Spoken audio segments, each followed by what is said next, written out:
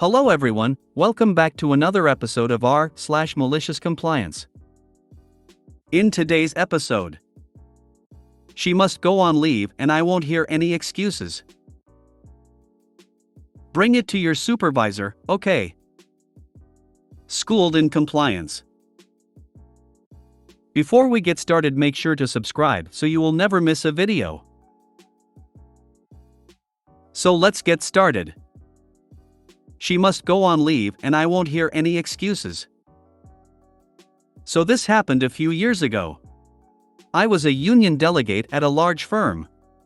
We had a manager called Karen. I've written about her before on this subreddit, who was appointed to her role by a director of the company.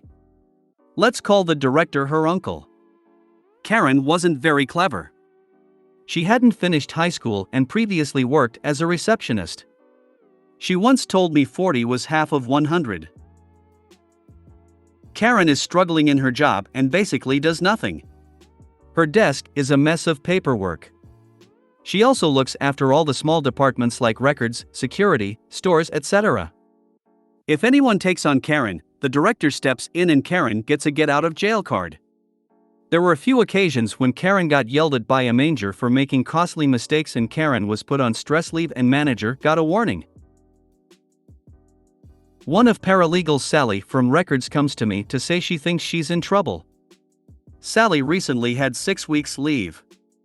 She was forced on leave due to having too much annual leave. Once you have more than 6 weeks, you are forced to go on leave until you have no more than 2 weeks. Sally tells me that HR and Karen enforced her on leave and she submitted a paper leave form the same day Karen was put on stress leave. Sally went on leave, came back the same day as Karen. Sally's leave wasn't docked. She just got paid as per regular.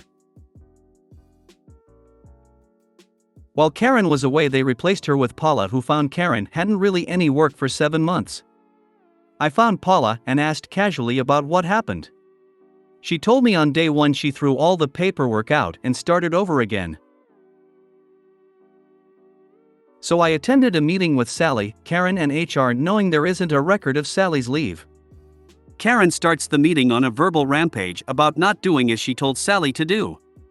Sally needs to go on leave now or else, and she doesn't want to hear excuses. I interject at this point and point out to HR that Karen behavior is unacceptable, but we agree, KMC, as Sally has over 8 weeks leave now, she will go on leave effective tomorrow. Sally submits a leave form to Karen, and we leave the meeting. Sally leave is reduced on her pay slip this time. No one questioned a thing. So, Sally gets 4 extra weeks of vacation for free, not a bad deal for her. Too bad that someone does not go above Karen's uncle and let them know what a waste of space Karen is and how she really isn't doing her job, or it is clear that she is clueless. Perhaps that's not the job that the uncle values her for. 8 weeks down to 2 weeks is 6 extra weeks for free. Friend went out on maternity leave. It wasn't deducted from her bank. She reminded both her supervisor and payroll multiple times, but it was never corrected. 2 years later, she gets pregnant again. This time she has an even bigger bank to use for her leave. She figured by this point she is no longer liable as she notified them multiple times. As long as you leave a paper trail, I guess you're good. The biggest surprise to me from all this is that leave isn't paid. Way back in the 1990s, I took a week's vacation and was paid for 400 hours instead of 40. I immediately went to the payroll department to have it corrected. She remarked that if I hadn't said anything, then it probably wouldn't have been caught until W-2s were issued. PTO was tracked in a ledger, and it had been recorded there correctly. Everyone's W-2 was double-checked against their hourly rate/salary, and an extra 9 weeks of pay would have probably flagged my W-2. My mom accidentally did that once when nepotism got me a job at my dad's company. Nepotism is why I also got to keep the extra. Nepotism is the only reason Karen isn't making min wage at a Wendy's. Karen couldn't cut it at Wendy's. She'd actually have to work. I had a similar situation as Sally. I worked for a large aerospace company with facilities all over the world. My facility had loaned me out to another facility which needed help with a project I was qualified to support. When I showed up at the new facility, I told them I was planning a 3-week vacation in a few months. I worked the project and then went on my vacation, letting them know I was going on vacation. When I got back, I was sent back to my original facility. When I got my first paycheck after the vacation, I noticed no vacation days had been deducted. It wasn't my fault the two facilities didn't talk to each other. I took a 3-week vacation, the longest vacation I had ever taken, and it wasn't deducted. I still had every vacation day in my PTO bank. This is why employers don't trust employees. Did you notify the mistake? It's useless middle managers like Karen that want people back in the office. When people are at home, being just as productive as they were, the unproductive middle managers are in plain sight. Why don't these uncles just give them cash for making coffee or something? I'd rather know she is there but is not responsible for anything, maybe lunch if she could make a phone call, because she is advantaged. At least it is out there and no one has any expectations. I guess it all comes down to power and control. That's what they're supposed to do. Stick them in some job that can't really have much effect on things if they royally mess up. Sally's leave wasn't docked. She just got paid as per regular. I hope you just worded this weirdly and you guys aren't forced to take unpaid leave. Sally's leave balance wasn't docked. She was on regular time, not annual time. Sally's leave wasn't recorded and taken out of the system. As somebody from not USA, I don't understand what leave means. It's not vacations? You get paid less? There's two kinds of leave, or I should say, two ways to do leave. Leave still means you literally leave work and don't come back for a period of time. You can take paid leave and unpaid leave. Paid means you have the vacation funds to be able to cover your paycheck while you're on leave. Unpaid means you don't have the funds or that you don't want to use them yet, and you go on leave anyway with no pay for the period you left. I recently went on leave, taking some days off, and forgot to tell them to please use my vacation pay to cover my time away, so my paycheck was less since I didn't work those days. Bring it to your supervisor, okay? I am AF, and work in an office. There are several men there. For the most part, they work with us side by side with no problem. This one guy has been slowly harassing me, for what reason I am not sure of. I didn't do anything which I know of. I am courteous to all. I even used to joke with him, but his jokes started to draw the line. He was harassing me on a daily basis. Basically, I have disengaged myself from him and stopped joking around. Which I have begun to believe, why he started getting more aggressive with me. Last week, I vowed to myself that I would approach him if he continued to be aggressive with me. He isn't like that with anyone else. Lo and behold, he acted out again. I took a couple of minutes to cool down and I approached him. Right away he blew up at me and said, "Bring it to your supervisor." He wouldn't even listen to what I was saying. Here is the malicious compliance. I didn't just bring it up to our supervisor, I did one better. I went to the head supervisor. I told the HS all the things he was doing to me. They just looked at me and said, "Don't worry, I will take care of it from here." I did see he was pulled into a meeting. Through the door I could hear a raised voice. It sounded like him. But after that meeting, he is finally behaving as he should. Maybe he shouldn't have asked me to talk to the supervisor. You did the right thing. Maybe he will listen to you next time. Next time, don't wait so long. Protect yourself.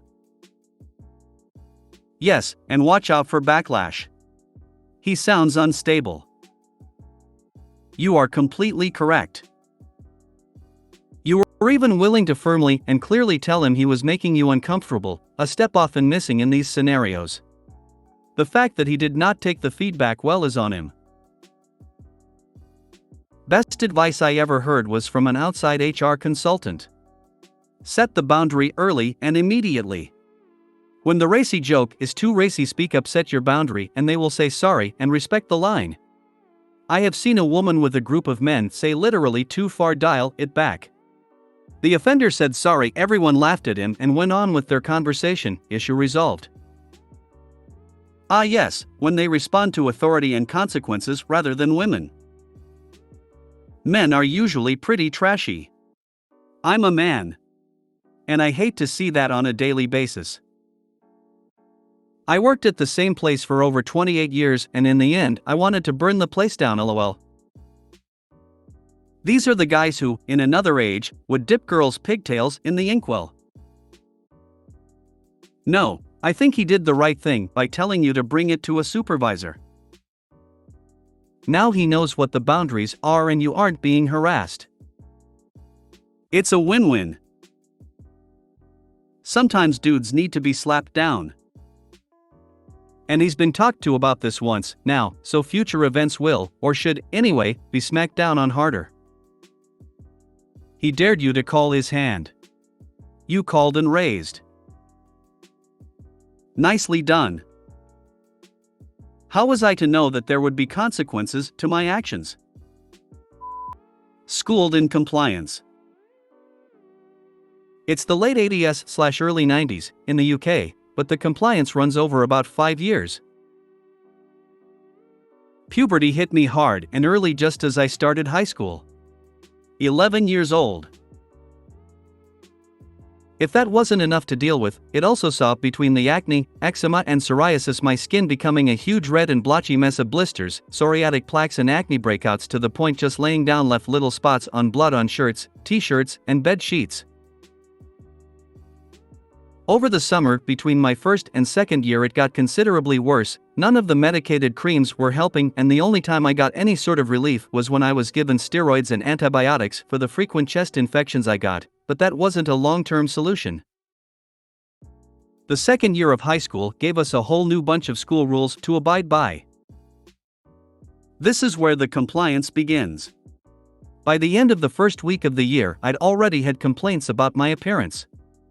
My form tutor Mrs. G, an amazing woman, understood the issues I was having, not just with the skin, but my home life too. My folks had split, dad was a drunk, and that's a whole other story for another Reddit, so our income wasn't great, mom worked 2 jobs, and her mental health wasn't the best either, dealing with the messy divorce, etc. But apparently the little bloodstains on my shirt were against the new business-like dress code meant to prepare us for our work lives after school, so letters went home and I got a detention. Since they were in the no exceptions period. Mom was annoyed, so we instigated an undershirt rule and short-sleeve shirts to leave the worst areas open, and we got our GP to issue a medical note regarding my skin. After all, I was there almost every week, it seems. This wasn't enough, and the more unforgiving teachers really kicked up about my arms being on show and using the words appalling and detrimental to the learning environment, despite my classmates knowing about the issues and not being overly bothered, so I was told off again, and this time sent up to the head of year tutor for a formal meeting. Now Mr. E was rather amiable older guy who taught languages, and he had a well-known catchphrase in the school: I like it. I do it myself. Just not in school, which was used liberally when it came to catching kids with shirts untucked, smoking, or making out under the staircases. He was apologetic, knowing it was a medical issue, and requested the GP to do something, repeating the line detrimental to the learning environment, and that being in the business of learning I had to conform. I was given 14 days for my skin to improve, or I would be placed in more detentions as per policy. 2 weeks go by and my skin from stress was breaking out everywhere, so I end up in detention each night for a week, missing the school bus, which really pissed my mom off and her boss, given she had to come and collect me, since it would have taken over an hour for me to walk home. Each time Mystery or another year tutor was there complaining about the state of my skin and asking why I wasn't taken to a doctor, each time my mom showing the appointment slips and notes from the GP. Finally, it seemed like my arms were settling just as my face erupted with acne, and shaving my face was a mess. This pissed off the school even more. So my mom suggested that one of the teachers like Mr. E attend a doctor's appointment with me and to tell the doctor what they thought. They discussed this and eventually it was decided that the teacher to come along was Mr. E himself. Mr. E complained at the order that came from the headmaster, a grizzled old teacher who had a dirty unkempt beard and eyebrows like rutting caterpillars. And he passed on his complaints to me and my mother. I did my best to ignore his eyes that seemed to be drilling into me angrily. As my mom went in to speak to my doctor first for her appointment, she explained what was happening as I was called in next. Mr. E stormed into the room ahead of me, immediately trying to lay down school rules. I remember phrases like, "This is school policy and our job to prepare them for working life, and I don't care about side effects of medication, it needs to be done now." The doctor looked down over his glasses and just asked, "You are smiling at my mom?" To which Mr. E did an impression like a goldfish. He asked to see my back and arms, so I took off my shirt. For the first time, Mr. E saw the full extent of the issue and just went white. The doc said to anyone who was listening, stress and puberty don't help conditions like this, and they will given time normally settle down. He asked if I'd been using the cream. I nodded, as he picked at one problematic area, removing one of the plaques, saying he sent this to the lab as it looked a little unusual. Mr. E remained quiet as he examined me further, looking at how easy my skin bled in certain areas. The doc said I could get dressed again. "You're a teacher," he said, looking at Mr. E. "I'm a school governor for X school, our immediate rival, and I'm also on the local education authority board." Mr. E's color still hadn't returned, but he nodded. The doc then went to his computer and typed out another letter, this time effectively adding that I can be excused from the usual rules, as a new medical policy was being written by the LEA that all schools must follow. He then told Mr. E he could leave. He sat and chatted to both me and my mom for a while and basically said to continue what I was doing and it will clear up. He said the letters will be at the desk along with another prescription for us both. Mom gave Mr. E the letter and just said, "I hope that puts an end to this nonsense." Mom didn't bother dropping Mr. E back at school. The next day Mr. E ignored me, and to be honest, most of the teachers were either their usual grouchy self or sickly sweet, with Mrs. G being her usual happy self, asking about the appointment as if she knew what had gone down in the staff meeting. End of term was upon us, so for a whole fortnight I didn't bother shaving and let my face just rest. So the return to school, I shaved and cleaned up the best I could. And Mr. E was immediately on my case, be it my work in his French and Spanish class or just in general. I'd go home and tell Mom all about it as she would take notes. Now into year 9, or third year of high school. 14 years old. It's 1991. Skin was healing in parts, but my face looked like a volcano, and I'd grown out a neat little mustache which my mom and helped me neatly trim, and we had managed to sort out the really dry lips so I could eat and drink without them splitting, which had put me off food. Now the new medical exemption had come into effect, forcing the school to change their rules.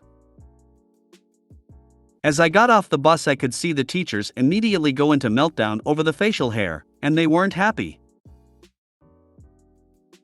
I got to lunchtime before I was dragged by my collar into the year tutor's office and had 3 of them and a deputy head lay into me about it. They demanded I remove it, handing me a single cheap razor that looked as if it had been used. I refused to shave, citing my medical note, and that I would use anyone else's razor purely for my own safety given the existing issues. So I was sent home. It seems my mom had been called, so she had called the doctor about it given his role in the LEA. I arrived at school the next day, my mustache still in place, and was called into the headmaster office, only to introduce to the chair of the LEA and my doctor, with the head looking a little browbeaten. Apparently, the chair had already been shown photos of my back and arms by my doctor, and could see what's happening with my face and the neat mustache. He asked me a few questions and smiled, saying this wasn't my fault, etc.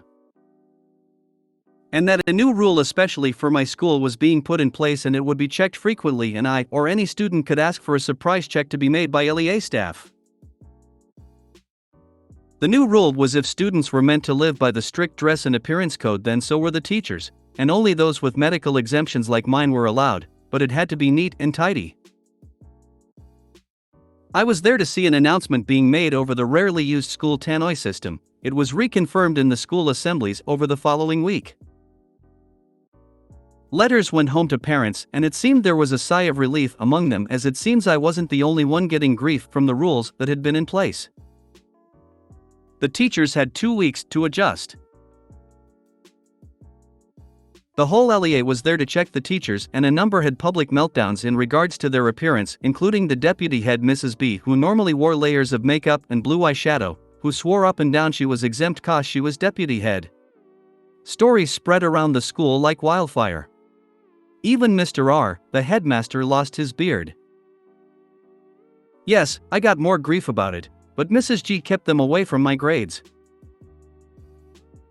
The mustache stayed until the end of my time in high school. Funnily enough, over that summer my skin seemed to clear up almost instantaneously, so by my first day of college to do my A-levels my face was clear and I could shave off the mustache.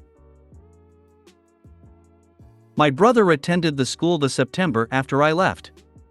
The teachers didn't give him a hard time for fear of what he would do, but the firm rule stayed in place about teachers' appearance until the school merged with the rival back in 2013.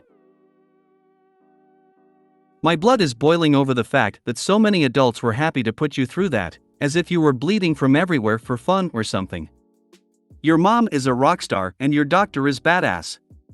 I hope you're thriving nowadays. I dropped facial hair for a while, but now use it to cover up a few scars, so rock a beard and mustache. Some teachers in high school just think it's their duty to have their head in their ass. Knew one classmate with a leg birth defect, so he had a very prominent leg brace. The gym teachers still thought it was necessary that he should run the mile, as lots of kids like running after being introduced to it. The last year he did it, he ran a 25-minute mile before flat out refusing. No thanks to the fucking gym teachers. Can you just go make your skin not spotty, is on par with depressed? Just smile more. Flu? Have you tried just not having a fever? I'm sorry you had to go through that. Seriously, what awful teachers. I love your doctor. I don't know the man, but he's a man in authority who used his authority to check others who were abusing theirs. You will respect my authority. Indeed, he was a great doctor. It felt like he was old when I knew him, but he only retired from being a GP when he was 80, but he carried on with the LEA and other community stuff until he was 95, when he was asked to retire fully and allow his successors free rein, and he became their trusted advisor. He died just before COVID hit, at 102, but he was the sort who would have gone back to work. I was once late for a maths exam because a teacher decided to give me a 15 minutes lecture on how disgraceful it was that I didn't tuck my shirt in. Had another teacher throw me out of class because my trousers were covered in mud, slipped during lunch, and to not return until I had clean trousers on. Not sure how she intended me to do that. Petty tyrants are terrible. We had teachers like that too. I once got told off by Mr. E outside the classroom. The teacher could hear what was being said. Then that teacher gave me grief for being late because of Mr. E. Ironically, that was brought up the following week at the parent-teacher event. My mom went off on the teacher's appearance and attitude. Proper mama bear was my mom, given the right push. I'm glad you finally recovered. Some people and even pets have lifelong battles with their skin. A few even lose the battle in the end.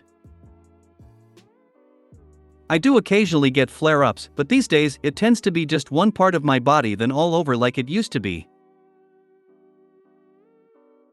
I have a patch of psoriasis on my leg that's being stubborn as hell and not shifted for 5 years now, but combined with the numerous scars I have that folksy first, it's almost not a bother. It honestly sounds like the stress of the situation was causing/aggravating your outbreaks in the first place. Between life at home and life at school, it was suggested that this could be part of the issue, but there was little we could do about either. If you made it to the end of the video, thanks for watching. Don't forget to like, subscribe and share, and we will see you in the next video.